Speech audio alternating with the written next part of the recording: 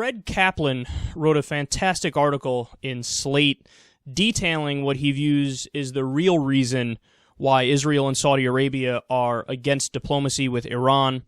So here's his argument. He says the following, quote, "Here's the thing to keep in mind about most critics of the Iran nuclear deal that was signed Tuesday morning.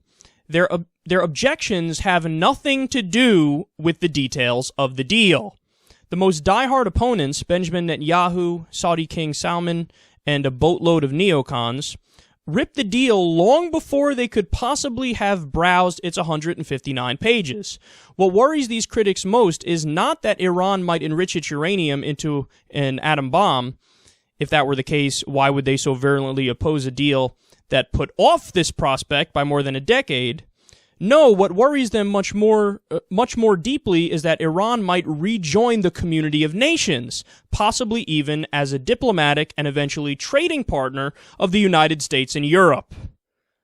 Ah, that's really interesting. So, in other words, he's saying that there could be a sea change in the alliances of the Middle East, and this affects business deals and prior treaties and military allegiances and things like that. And Israel and Saudi Arabia feel threatened by that.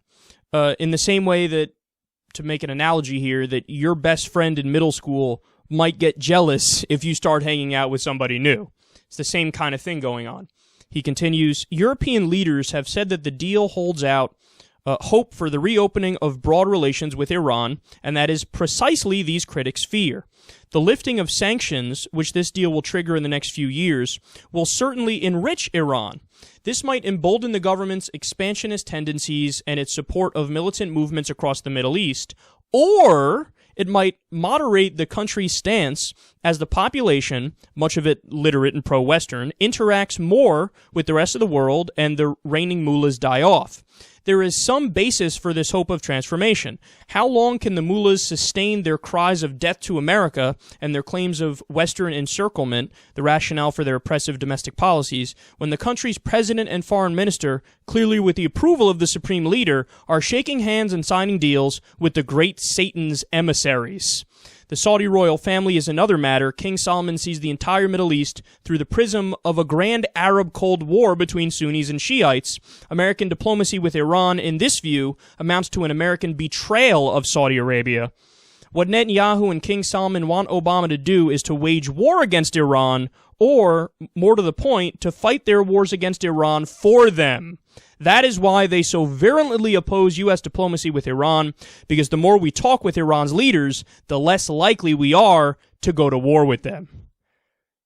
There we have it. I mean, he hit the nail on the head. In other words, what he's saying is, in the eyes of Israel and Saudi Arabia, they think, no, you can't make friends with them. You have to do our dirty work for us.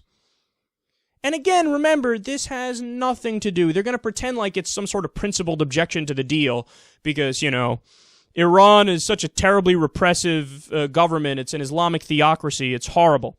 Now, that happens to be true. They are incredibly repressive domestically. They have a version of Sharia law in place. They are a theocracy. But, of course, that argument is ridiculous. Why? Because Saudi Arabia is worse. They're an even worse theocracy. They have an even stricter interpretation of Sharia law. And they're going to make an argument against the U.S. Rebuilding some sort of relationship with Iran? See, it's not about that. It was never about that. It's about the reasons that he's laying out right here, and he's 100% right. Quote, "It may be that Netanyahu is overplaying his hand this time," Kaplan continues. In a speech on Tuesday, he described Iran's aggression as several times more dangerous than that of ISIS and claimed that Iran's ultimate true aim was taking over the world. Does anybody believe this? Does Netanyahu believe this? Really? Those are his words. And again, he's right to point that out. Even Netanyahu doesn't believe that. It's not about that. He's laying out the real reasons for it, and Kaplan concludes the article with this brilliant point. He says, "I'm not saying Republican senators and presidential candidates should roll over and endorse this Iran deal without serious scrutiny, but maybe they should read the document, attend some informed briefings, and analyze all the players' political motives before endorsing a foreign leader's claim that their own country's president and secretary of state have surrendered their interests and capitulated to Tehran's." So that's great. That last point there, you know what he's saying? He's highlighting the irony of this all. And the irony is that as Republicans scream that Obama is capitulating to a foreign leader in Iran, they are the ones who really want to capitulate to a foreign leader, or I should say foreign leaders. The ones in Israel and Saudi Arabia. That's what the right's trying to do. No, don't do what's best for America, because we got to do what's best for Netanyahu, and we got to do what's best for the Saudi king. So let's continue to be standoffish with Iran, and let's do a war with them, because that's what they want. So who's listening to foreign leaders here? You guys are! President Obama is actually doing what's best for the American people in doing this deal.